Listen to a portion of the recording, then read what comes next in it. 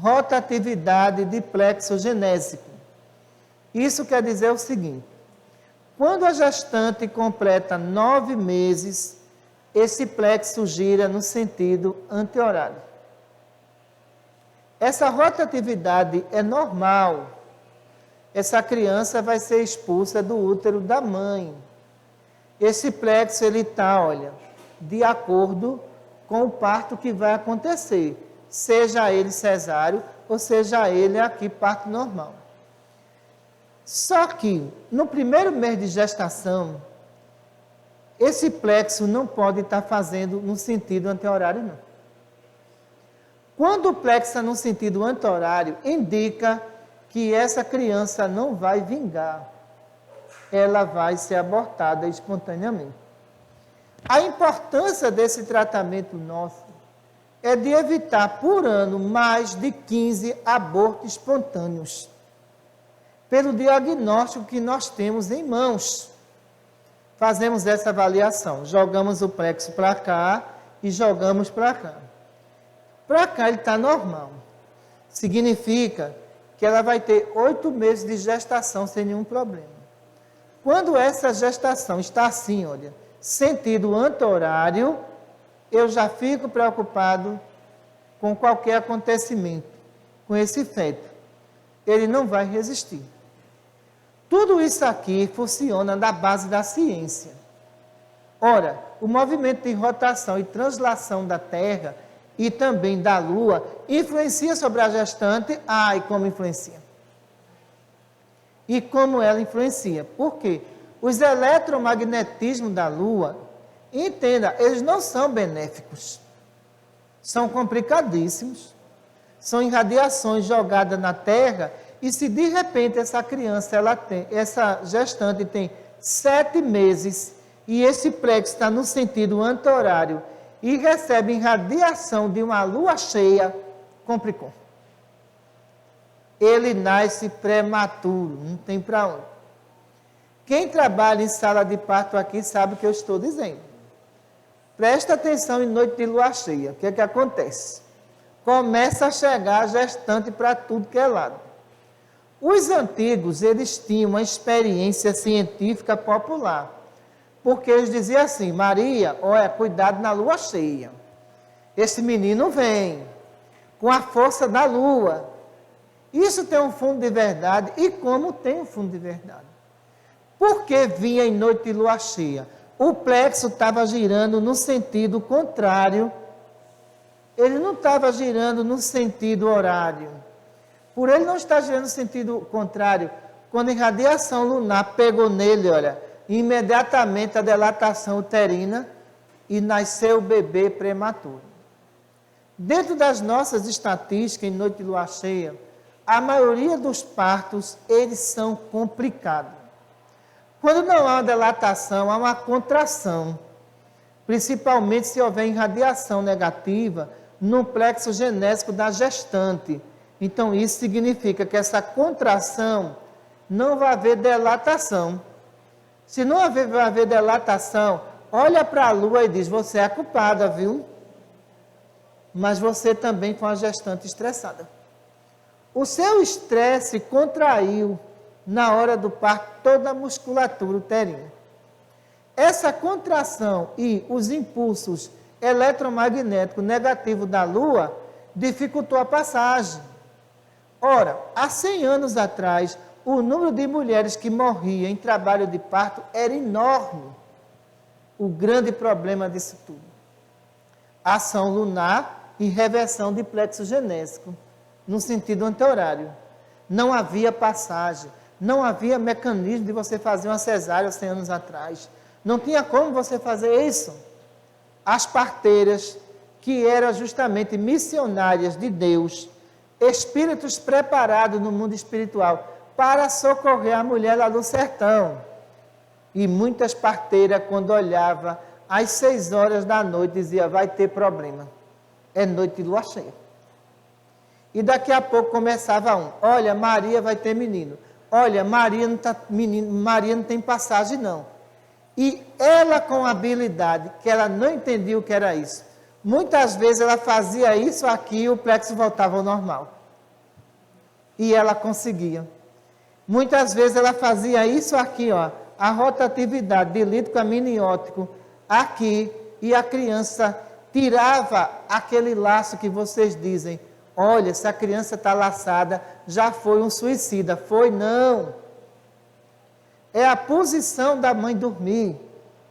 Se uma gestante ela dorme numa posição só, a tendência do feto é que o cordão umbilical venha enforcá-lo muitas vezes dentro do ventre.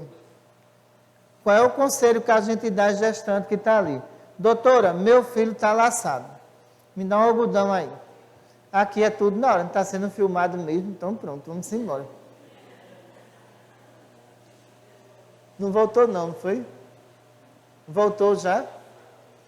Pronto, hoje está ótimo, vamos embora.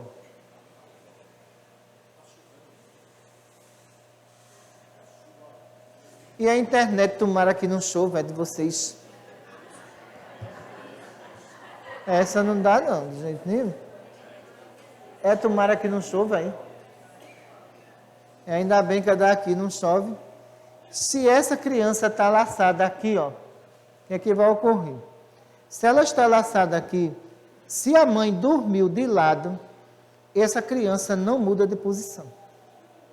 A gestante, toda noite, ela tem que mudar a posição. Porque a criança acompanha a movimentação do líquido amniótico.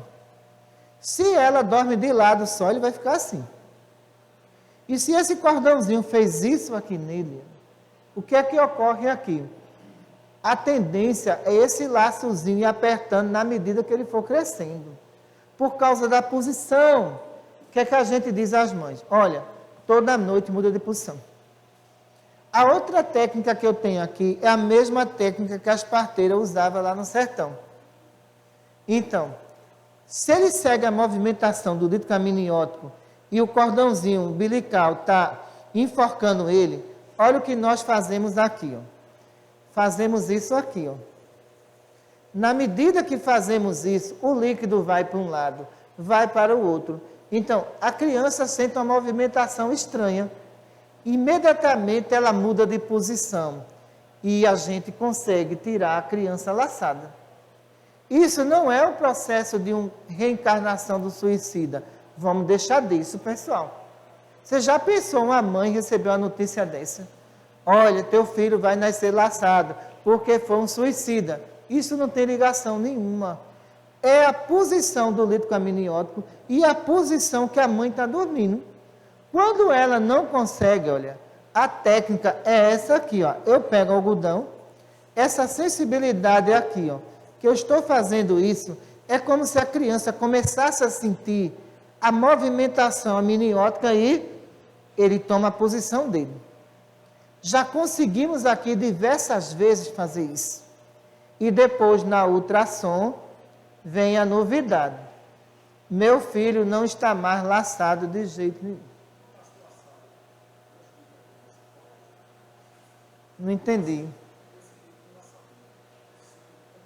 Se continuar, vamos dizer, se de repente, com 4 meses, ele foi entrelaçado, ele vai crescendo. E pode complicar aqui dentro. Certo? Então, o que é que vai ser feito aqui? Esse tratamento que vocês estão vendo aqui. Entendeu? Vamos lá. Tem internet? Tem pergunta? 3 perguntas. Vamos para aqui. Parou de chover, a internet voltou. Doutora. Olha, se for no Alto Sertão, sim. Mas se for próximo daqui, é melhor a gente fazer naquela sala. Que a sensibilidade maior, o feto recebe e ele atende aos comandos nossos, entendeu? Doutora, a senhora começou essa aula e me veio na lembrança a situação real de um tratamento que foi feito aqui no Maria Cláudia, aonde o feto teve o seu lugar, mais ou menos como a senhora citou aí, tomado por outro espírito que disse, quem vai sou eu. E eu recordo bastante que a gente participou junto com o médium desse tratamento. O médium teve muita dificuldade de chegar até esse espírito invasor para trazê-lo para o campo do médium, para poder o espírito que realmente estava determinado para nascer, prosseguir com a gestação. A pergunta que nasce é a seguinte: se não houvesse essa intervenção dentro de um hospital espiritual, com conhecimento médico espiritual, isso seria um aborto? Olha, o que é as gestações depressivas pós-parto? Processo obsessivo na gestante. Toda gestante tem que passar por tratamento espiritual. Eu chamo isso do pré-espiritual, não é o pré-natal, mas é o pré-espiritual. Porque aqui nós estamos tratando das tuas funções orgânicas e do espírito que vai nascendo. O grande problema, muitas vezes, é a pouca moralidade de muitas gestantes. Isso facilita o processo obsessivo. Já que o espírito está vendo que a mãe tem uma má conduta, então o que é que acontece? Ele termina absorvendo o ectoplasma daqui, ó, do líquido amniótico, onde vai haver uma redução desse líquido e muitas vezes a perda ou a morte da criança. Mas essa gestante estava onde? Estava dentro de um bar, ela é fumante.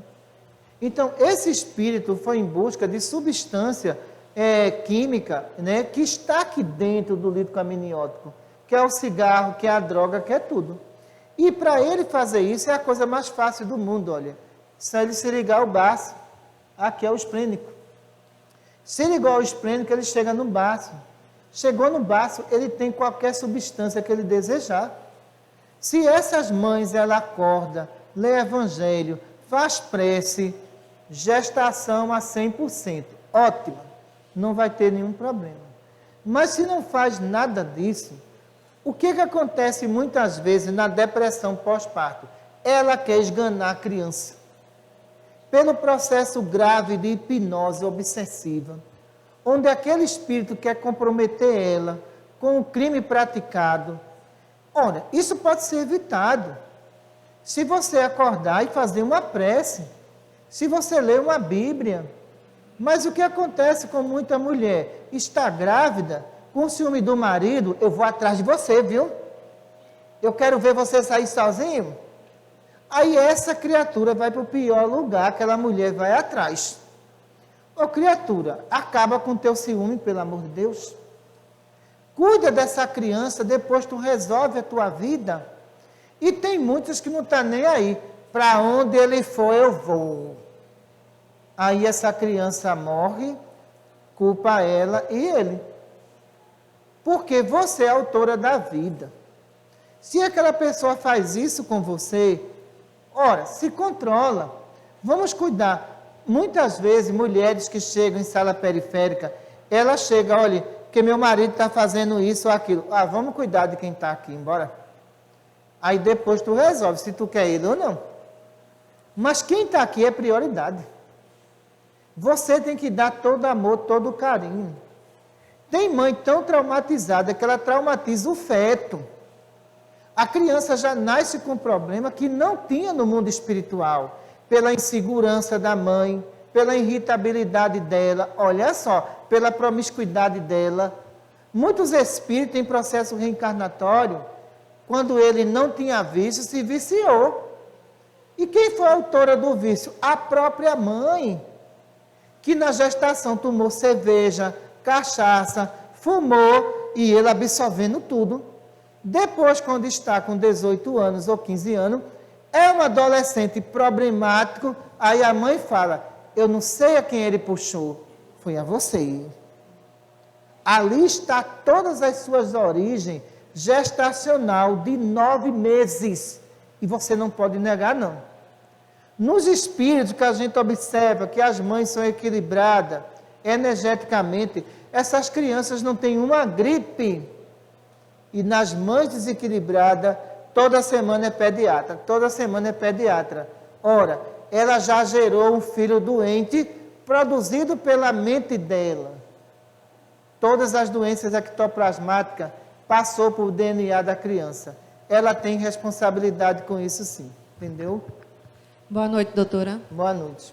Quando a mãe é sensitiva, né, e começa a fazer o tratamento que está gestante, e foi diagnosticado que ela está com alguma contaminação.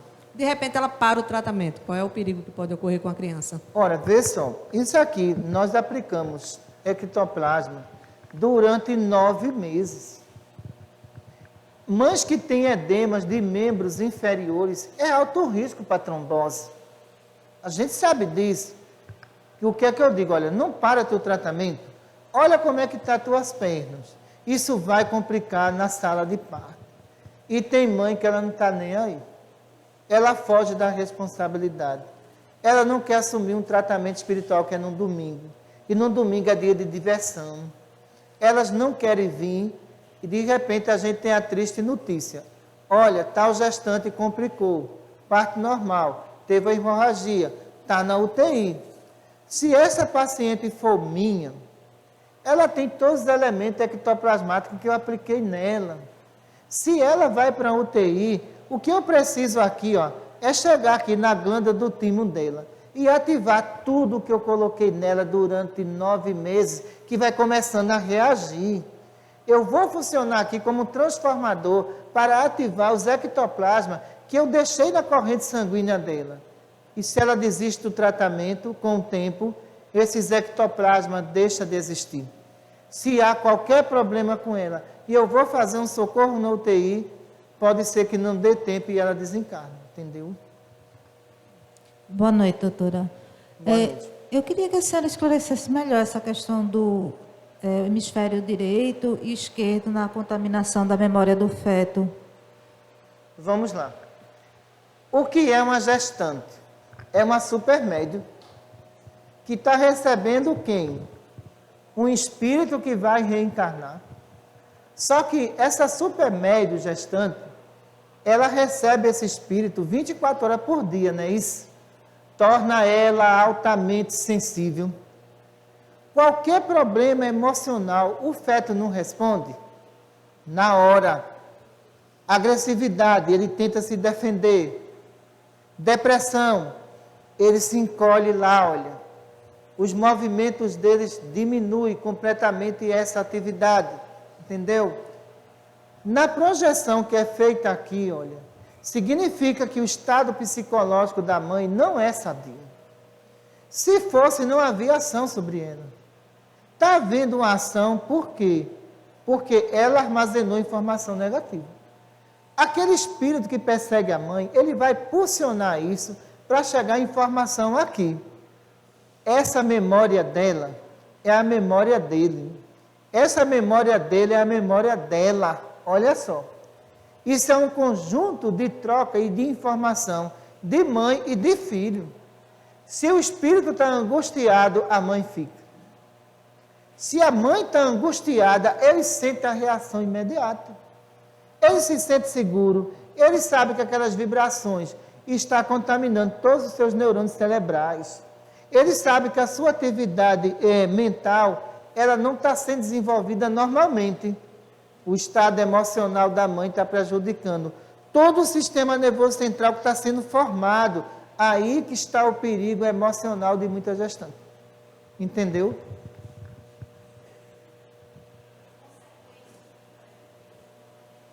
Consequência, deixa ela falar para o pessoal ouvir, tá certo? Quais são as consequências para o feto no desenvolvimento? Tipo, quais são as doenças que ele pode desenvolver por conta disso? Vamos lá. Pais que bebem, que fumam, têm tendência a desenvolver criança com hiperatividade e autismo. O DNA dele foi modificado pelo álcool. Ora, a culpa aqui não é só da mulher não, viu? Ela é a receptora. Código genético ectoplasmático no núcleo do espermatozoide vem dele. Tudo aquilo que ele fez em termos de viciação, e se ela foi viciada, complica. Essa criança vai ter um desenvolvimento aqui, ó, de uma hiperatividade aqui, uterina. Ela já é agitada, dá chute para tudo que é lado. Estresse do feto, olha só. A gente vai ter que estudar isso algum dia. Estresse do feto. Significa que essa criança aqui, já com 6 meses, ele já tem ansiedade gestacional. Isso aqui para ele quer se livrar, ele não quer estar ali dentro mais. Porque ele não aguenta mais o bombardeio negativo do pai e da mãe. Então, por isso que essa gestante não vai dormir, porque essa criança não está em repouso neurológico, ele está em atividade contínua. Um feto não pode ter hiperatividade de 24 horas. Ele tem a atividade dele, que é normal, depois ele tem o estado de repouso. Mas quando não é esse estado de repouso, todo esse estresse cai em cima de quem? Do feto, que ele vai devolver para a mãe. Não são troca de energias? E a mãe diz, depois que eu engravidei, eu não consigo dormir, eu viro para lá, eu viro para cá, porque você estressou o feto. Ele também não tem atividade de repouso. Como é que você vai ter? Entendeu? É uma troca de energia entre mãe e filho. Boa noite, doutora. Boa noite. Com relação a esse estresse da mãe, ela vindo a desistir da sua existência e levando ao feto, quais as consequências nela no plano? A gestante suicida. Ela gestante suicida, pela depressão que a senhora falou, pela tristeza, olha, pelo momento. Pessoal. E quando há a possibilidade de só sobreviver o bebê, né, qual a consequência? E caso os dois venham a falecer, qual a consequência para esse espírito? Olha, veja só, a gestante suicida é um estudo que nós temos que aprofundar, que agora não dá tempo de fazer isso. A criança não tem culpa porque ela se matou. Nós fazemos desligamento do feto da mãe, que infelizmente pelo estado vibratório vai ser arrastado para regiões de suicídio. Mas a criança não vai não, pessoal. É uma individualidade agora. A decisão foi dela. Mesmo que esse espírito aqui, ele venha induzir a mãe a se matar, a gente não pode deixar ele ir. O sofrimento dela seria bem maior. As cólicas, as contrações, fazemos a separação disso tudo. Se ele baixou a vibração e de repente ele induziu ela ao suicídio, ele vai, mas ele não vai aqui ligado ao plexo genésico. Os dois estão separados, esses laços.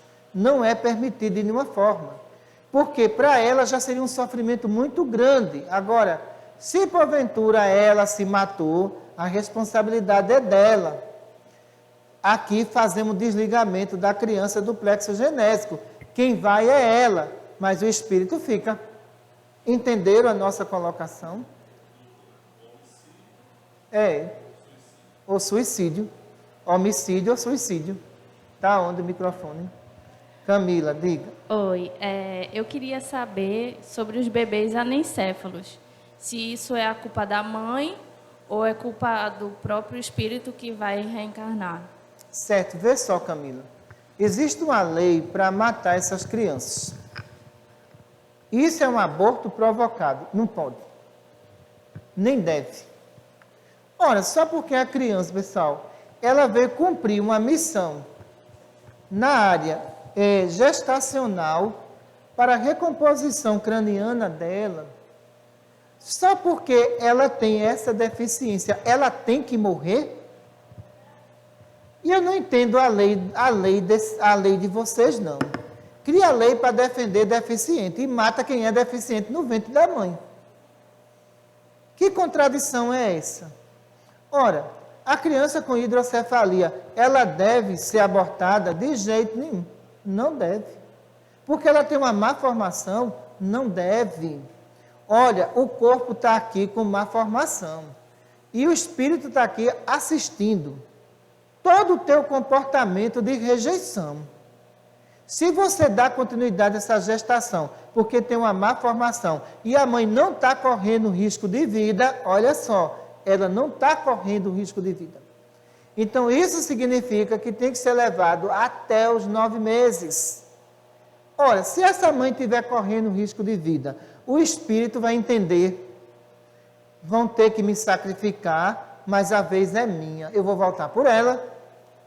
Mas você imagine você ter preconceito com crianças especiais que já têm ultrassonografias altamente avançadas para detectar síndrome de Down. E os pais que têm preconceito, quando vê lá, pode abortar, não quero não. Espera aí, pessoal. Nós não devemos respeitar o direito das crianças especiais. E por que esse direito não é respeitado dentro do ventre da mãe? Ele só é gente quando sai daqui, fica difícil entender a legislação de vocês. Porque quem está aqui tem o mesmo direito de quem está fora daqui. É vida. Tem para onde? E a partir daí, o que é que a gente observa? Muitas mães, elas deixam a gestação. Aquele filho que vai nascer aqui, sem o cérebro, ele vai viver apenas 3 ou 4 horas, mas quando ele desencarnar, ele vai dizer, eu amo aquela mãe. Ela me permitiu viver algumas horas. Eu vou voltar através dela de novo e vou cuidar dela. Espírito não morre, quem morre é corpo. Amor não deve morrer nunca, quem deve morrer é preconceito. Agora, Supremo Tribunal Federal, o ano passado, queria adotar uma lei dizendo que as mulheres do Nordeste, vocês que estão aí, estavam estressados com a microcefalia. E as crianças que fossem detectadas com microcefalia deveriam ser abortadas. Olha, esse julgamento foi suspenso, mas ele pode voltar a qualquer momento. Pode vir para a pauta a qualquer momento. Espera aí, eu trabalho com mulheres, com crianças com microcefalia. O amor delas é impressionante. Olha, nenhuma criança dessa chega suja na minha sala. Chega perfumada, ajeita, bota lacinho aqui, ali. Eu acho que os ministros deveriam acompanhar os meus tratamentos. Nenhuma delas reclama que estão estressadas, não. Elas querem ver o filho dela bem. Se está com febre, é uma preocupação, é um cuidado. Leva para a pediatra. Espera aí. Essas mães amam. Então, para entender o amor dela, os ministros deveriam acompanhar o dia a dia delas. Acordar 3 horas da manhã, levar essas crianças para a terapia, chegar em casa às 5 horas, muitas vezes sem almoçar. Isso é amor, isso não é estresse não, seus ministros. Já que você já nasceu, é muito bom você falar isso, né? E está perto de morrer também. Agora, eu quero saber se aquela mãe tem coragem de matar aquela criança. Tem não. O amor delas é impressionante. Ora, o setor de psicopedagogia que os hospitais atendem, aquelas mães, quando vê os filhos dela participar da terapia, interagir, a felicidade que é preenchida dentro delas, e vai matar agora todo tipo de deficiente físico, Aí depois coloca lá, estacionamento para cadeirante. Ô hipocrisia! Como é que pode? Temos que fazer rampa para os cadeirantes passar. Ô hipocrisia! Mas tu queres matar a origem do cadeirante. Tu queres matar a origem do autismo, que sabe o quê? É o ventre da mãe dele que está ali. E ele está ali para receber amor, não é preconceito não. Porque preconceito não evolui espírito nenhum. Quando o Supremo Tribunal Federal entender sobre isso, eles vão visitar as maternidades e conversar primeiro com as mães. Olha, se o meu filho não nascesse, eu não era feliz. Tenho certeza que elas dizem isso. Não importa o que seja o filho dela, é a origem dela e elas respeitam e têm amor. Deixa eu ver o microfone, onde é que está? Aqui, venha para ela.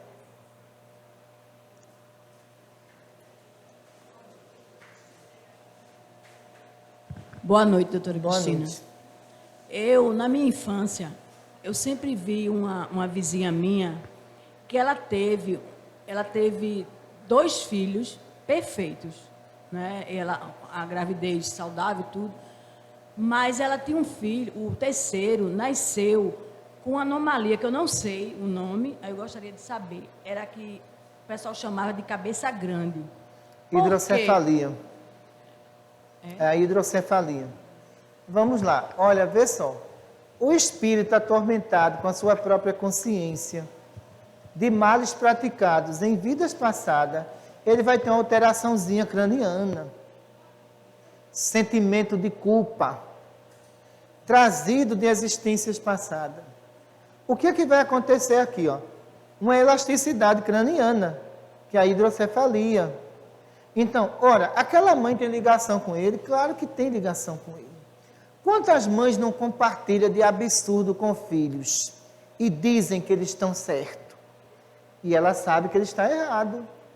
O que vai ocorrer? A justiça divina vai observar que aquela mãe não educou, colocou aquele filho na trilha do crime. Ele um dia vai voltar. Ela teve 2 filhos normais, mas o terceiro era a dívida. Foi aquele que ela empurrou no precipício, que agora voltou. Ora, não diga que os filhos de vocês dão trabalho não, pessoal. Ora, nasceram falando, andam, interagem, dá trabalho não. E nenhum filho especial dá trabalho quando você tem amor que faz. Quando você tem obrigação, é prova. Quando você tem amor, é missão. Boa noite, doutora Cristina. Boa noite.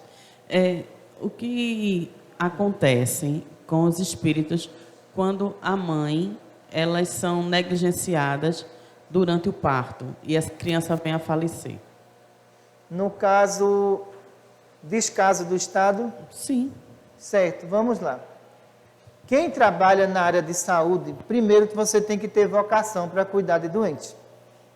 Se você não tem vocação, olhe, cuide de tudo, menos de ser humano.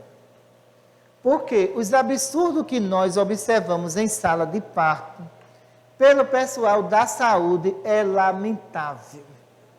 Mas lamentável mesmo. Não são todos. Mas espera aí. Ô criatura, alguém está em trabalho de parto. Sentiram dores horríveis. Às vezes, essa mulher vai ter o primeiro filho e já fica traumatizada. Chega faz um toque. Daqui a pouco está uma fila de estagiários para fazer toque.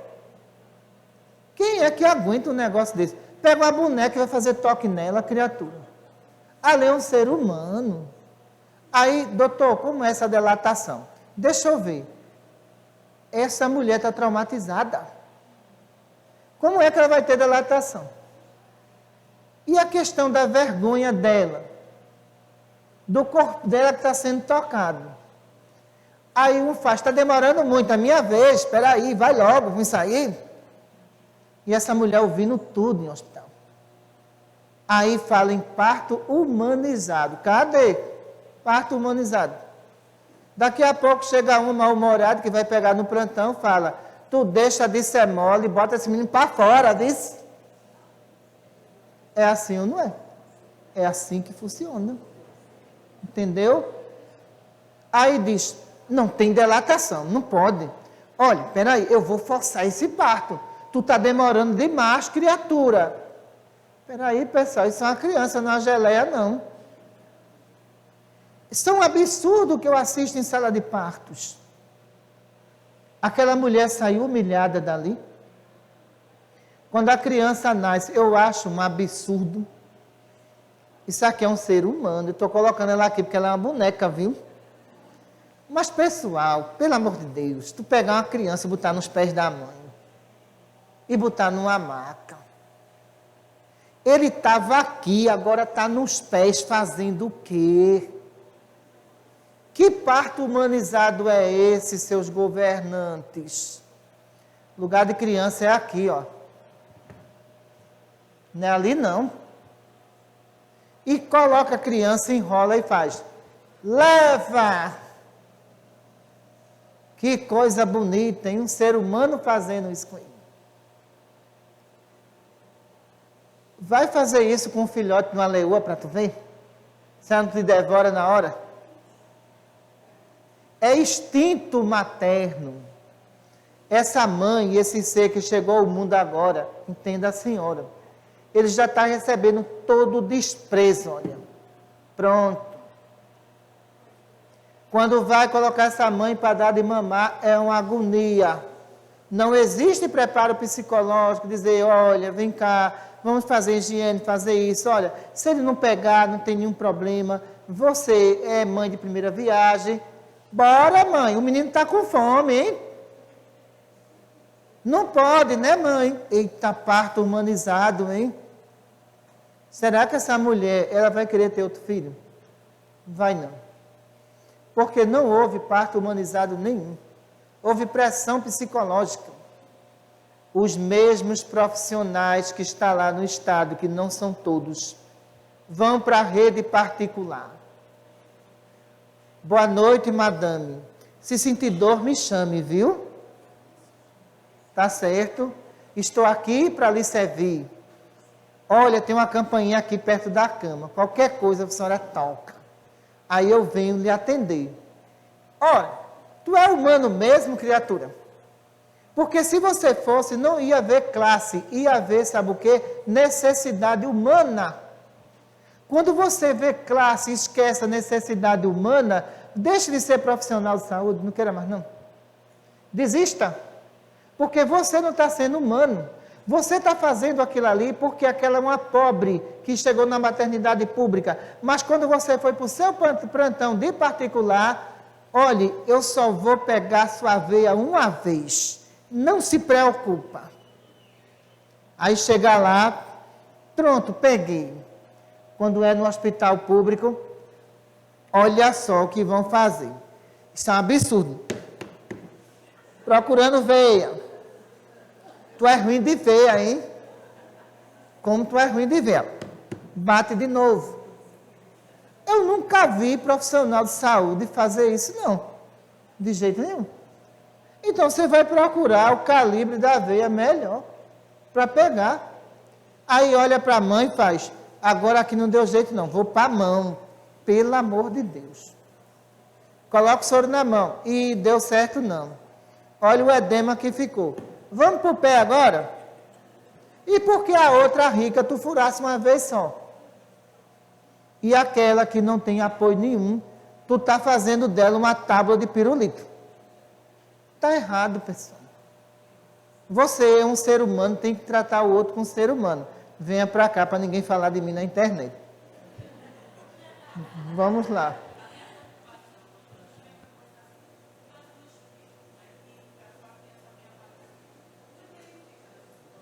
Olha, os espíritos que desencarnam por negligência médica viram perseguidor de médico. E quem estava ali na sala de parto, ele passa a perseguir. Porque ele viu que foi negligência. Ele esperou 9 meses para vir.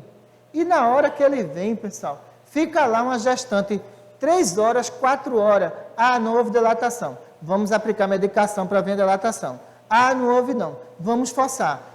Pelo amor de Deus, o tempo está passando, a gente fica na agonia lá. Olha para aí, vai dar tudo errado. Então, a gente quer fazer alguma coisa e não consegue. Chegamos perto de médico estressado, obstetra estressado, que ele faz, eu vou deixar essa aqui e já vou para outra. E, de repente, aquela mulher morre e a criança vai junto. E a responsabilidade são deles, viu? Responde por homicídio, aqui no plano espiritual. Vamos para a internet. Tem quantas perguntas? Tivemos 8 perguntas. 18? 8. 8. Vamos lá, por causa do nosso horário. Primeira, Maria Renata.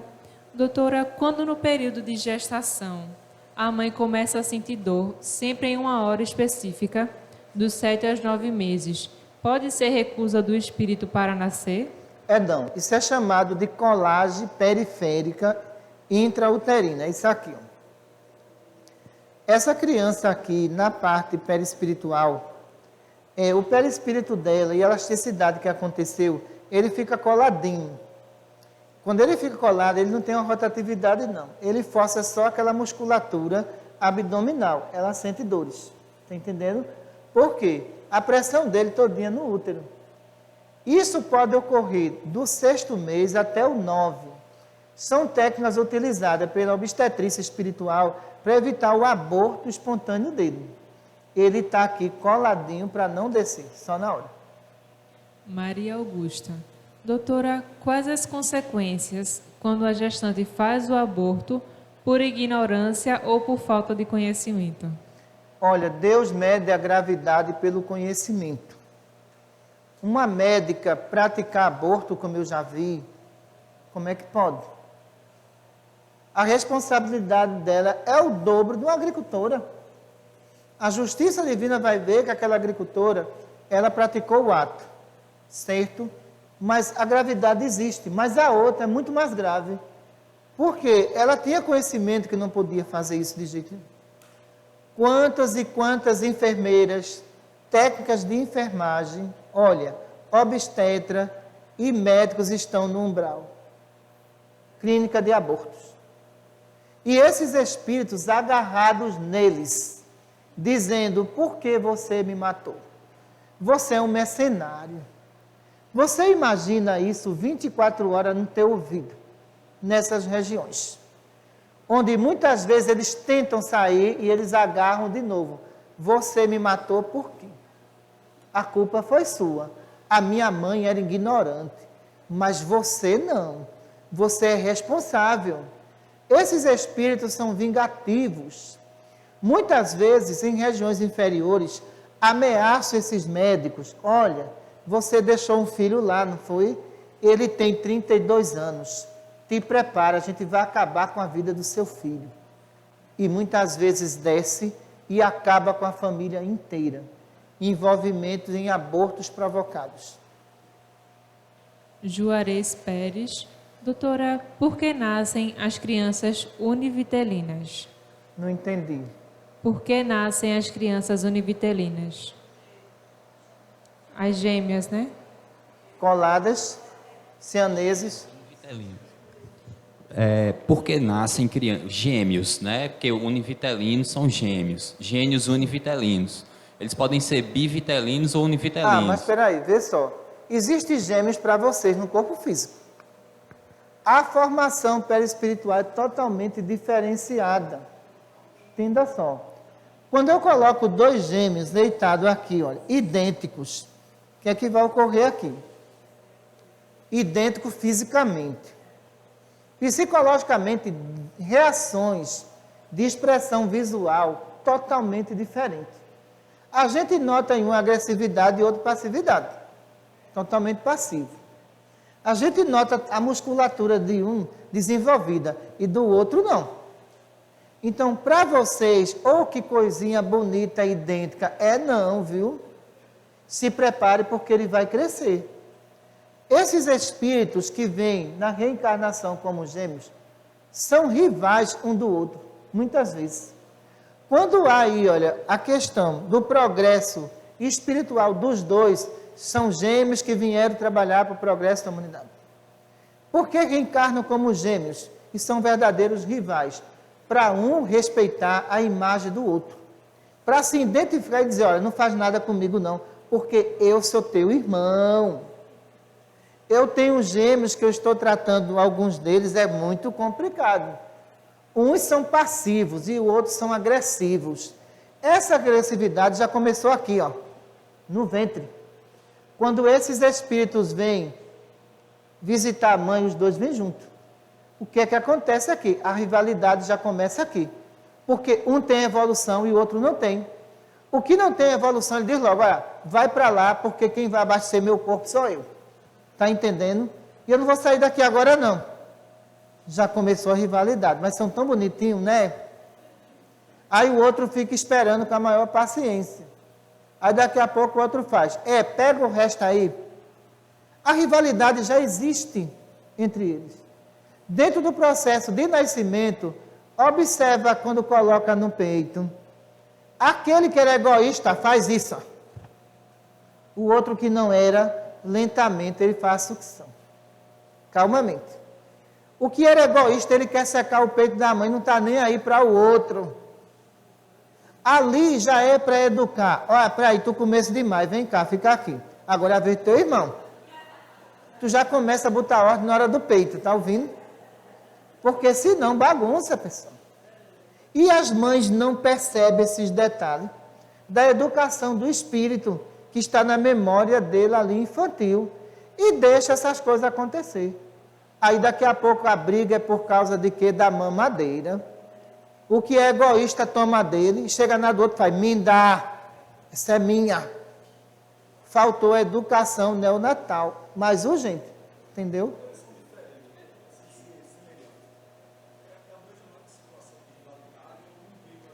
Quando eles não são semelhantes é a mesma coisa.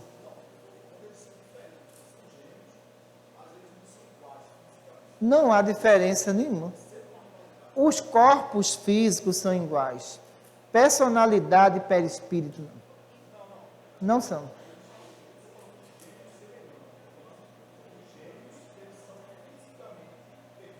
Diferente. Não há diferença nenhuma, pessoal, de jeito nenhum. Vamos dizer, um foi feminino, não é isso? O outro foi masculino. Não é o sexo que vai dar o comportamento a ninguém. O comportamento, ou vice-versa, o comportamento está no interior do espírito. Já nasce com ele. Se ele é bom, nasce bom. Se ele é ruim, nasce ruim. Se ele é perverso, é perverso. Você vai ter a oportunidade na infância de mudar o destino dele. Se você não conseguir, pode ser vítima dele.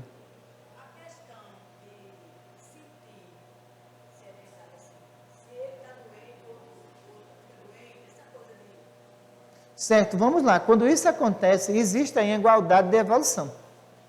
A desigualdade de evolução não permite aí a transmissão de código de DNA de um para o outro. É completamente impossível. Quando existe a igualdade de evolução, é diferente. Essa igualdade está onde? Na evolução do espírito, não é no corpo. Quando o outro sente uma coisa, imediatamente é acionado toda a cadeia de DNA do outro, o outro sente também. Esses gêmeos são muito unidos. São espíritos simpáticos, que reencarnaram junto. Mas quando há desarmonia, eu duvido ter esse código. Tem não. Bernardina Guimarães. Doutora, quais as consequências para uma mulher que cometeu suicídio porque não conseguiu ser mãe? Eu acho isso uma infantilidade muito grande. Ora, se você não foi mãe nessa existência, porque houve abuso na outra. Perda de maternidade está associada a maus tratos de criança e associado ao quê? A abortos cometidos. Você pede a justiça divina para vir com útero infantil. Você não vai gerar filho. Às vezes, muito nova, tu perde os 2 ovários. Olha só. Às vezes, com 15 anos, esterectomia completa. Agora, vem aqui no plexo genésico e olha nos nossos aparelhos para você ver. Pontos escuros.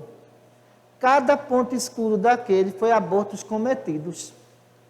Os espíritos que foram abortados, eles se negam a vir pelaquela mãe.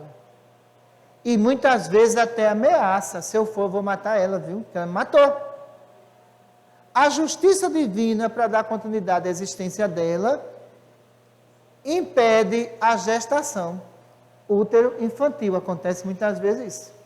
Ou então, esterectomia completa com 15, 20 anos. É uma punição para a mãe, mas não para o espírito. Edilene Ferreira.